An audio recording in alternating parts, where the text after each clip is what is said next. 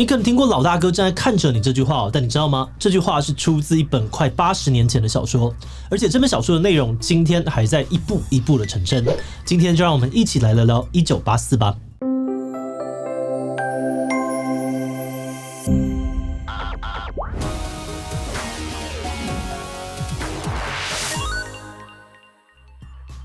Hello， 大家好，我是志奇。乔治·奥威尔的《1984》是一本在1948年写成的书表面上是一本科幻小说，但却被誉为是解读共产主义跟独裁政府最好的作品之一。像是小说里面提到的监控网络假新闻、再教育名等等，现在都已经一一成真。美国前国务卿蓬佩奥呢，也曾经批评说，中国现在的社会根本就是1984的现实版。但是反过来，也有人批评1984根本就是美帝资讯战的一环，不只是在冷战期间变成了 CIA 最爱的宣传武器，甚至连作者本人也被爆出是个出卖朋友的廖北亚。所以1984到底写了些什么？作者奥威尔真的是混蛋吗？今天就让我们一起来讨论看看吧。不过在开始今天的讨论之前，先让我们进一段工商服务时间。你想买房或租房却不知道应该从哪里下手吗？房地产术语都超级复杂，害怕自己一不小心就变成肥羊吗？今天要介绍的超实用买房秘技箱课程是由具备多年产销经验的35线上赏屋主持人 Ted 带领，搭配9man从房产小白的角度切入提问，带领大家深入浅出的了解房地产知识。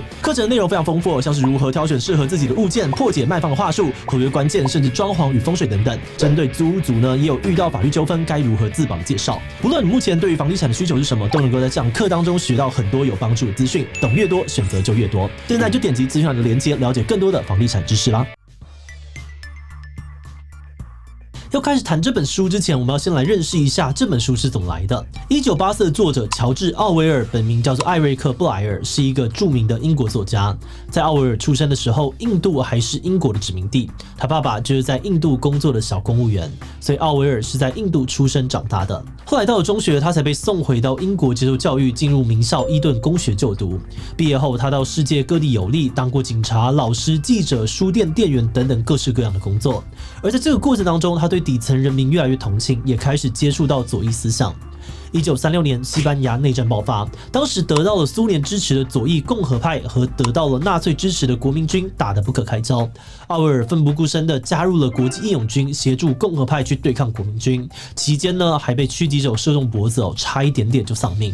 但是在这场战场当中呢，他却发现共产党派系之间的内斗还有抹黑一点都不输给法西斯，是让他对于共产主义产生了很大的幻灭，开始用他的文字大力去批评。而其中最有名的代表作呢，就是用动物寓言写成的《动物农庄》，还有我们今天要谈的这本科幻小说《1984》。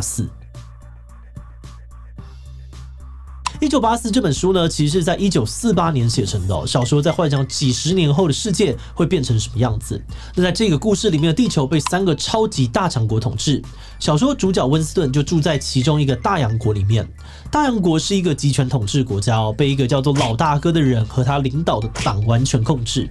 这个社会里面到处都是一种叫做电幕的东西，它有点像是电视，会一直播放党国宣传去洗脑人民，同时也会去监控还有窃听人民的一举一动。但这种外在的控制其实还不是最可怕的，老大哥还发明了一套思想控制手段，其中最有名的呢，就是所谓的星语。星语是大洋国自己发明的语言，他们会一直去消灭他们觉得不好的词汇，比如说所有用来批评老大哥的词汇呢，都会被消失。你不能够说坏，只能够说不好。某个得罪政府的人被谋杀了，你不能说是被暗杀的，只能说呢他被非人类了。透过不停的去消灭词汇，人的思考范围也越来越小，当然就可以更好的控制民众的思维。而在各种星语里面，最重要的是所谓的双重思想。双重思想是老大哥要求每个人都要学会的思考方法。他的意思是呢，人要能够否定现实，去接受2种自相矛盾的概念。比如说，老大哥会一直告诉民众，战争是和平，自由是奴役，无知是力量，甚至连食物分配变少了，也要相信是好事。甚至要学会篡改自己的记忆。某个人昨天还是老大哥的亲信，今天老大哥说他是坏人，那大家就要马上更正自己的记忆，相信这个人从以前到现在都是大坏蛋，老大哥是不可能看错人的。而书里面的主角温斯顿呢，就是一个专门去篡改历史跟新闻的公务员。温斯顿工作的真理部呢，是靠帮老大哥捏造谎言吃饭的，但他自己呢，其实对这个社会还有老大哥非常不满，私底下会偷偷写日记发泄。而温斯顿认为想要反抗党最好的力量，就是透过最原始的人性，在爱情啊、欲望、友情里面找到反抗的力量。像是他违反了党的禁爱令，跟自己的同事茱莉亚发展出了一段秘密恋情。在色色的同时呢，温斯顿想要反抗老大哥的决心也越来越坚定。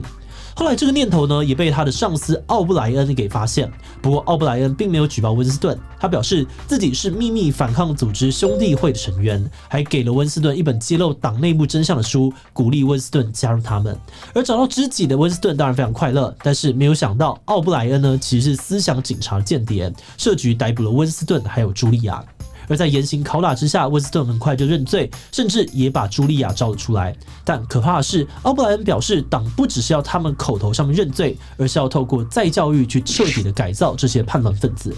他要温斯顿放弃所有的自由意志、爱情、亲情，打从心里爱上老大哥。小说最后的杀手锏是101号房，里面会使用你最恐惧的东西去对付你，像是温斯顿最害怕的是老鼠，他们就在他的头上装了一个笼子，威胁要放老鼠去咬他。最后温斯顿在极度的恐惧之下完全崩溃，喊着要老鼠去咬茱莉亚，真正的背叛了他的爱情。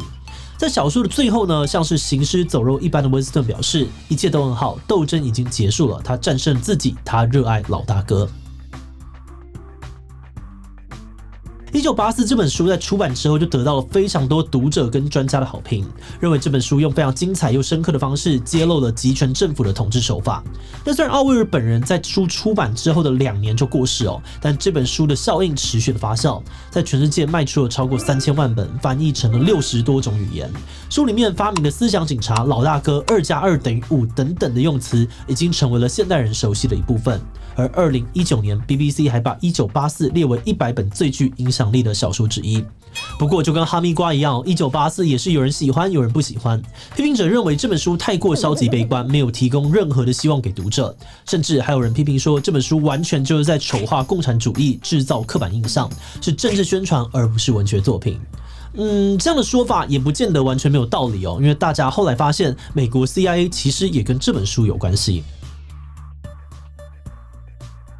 在冷战的前后，以美国 CIA 为首的阵营其实有一套非常完整的意识形态战争计划，有点像是今天的资讯战。那他们的其中一个关键战略呢，就是透过文学作品去宣传反共思想，而奥威尔的作品就是 CIA 最爱用的宣传武器之一。在奥威尔过世不久之后，美国 CIA 还有英国外交部的秘密宣传部门砸重本呢，去把《动物农庄》还有1984改编成电影。电影的内容呢，还故意简化了奥威尔对于资本主义的批评，再加大对于共产主义的批评，然后大量的发放到了全世界去。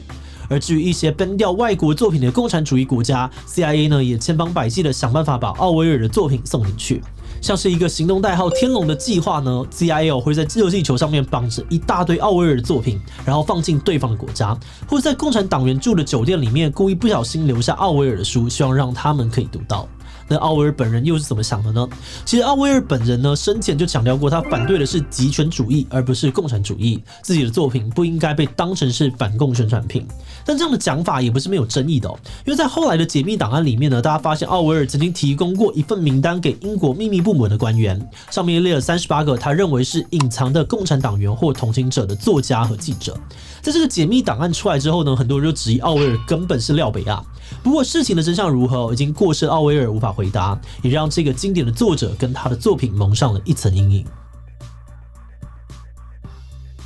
一本好的经典会随着时代变化，不停地为我们带来新的意义。那虽然1984是一本快80年前的书，可是里面提到的很多情节到今天看起来都很似曾相似，像是今天无所不在的假新闻啊、资讯战，当然还有我们左边邻居的威胁。因为深入去看这本书就会发现里面的内容其实还是非常有参考价值的。我们觉得1984给我们最大的启发是更深刻的意识到极权主义的本质。极权真正可怕的地方其实不只是身体的镇压而已，而是杀人诛心，要求人的思想跟欲望都要被完全的改造。那当然查资料过程当中看到 CIA 跟奥威尔本人的争议，也让我们觉得有一点点讽刺。不不过我们认为这不代表我们就要完全的放弃这本作品的价值。相反的，我们认为呢，这其实在提醒我们不要太过神化经典作品跟大作家。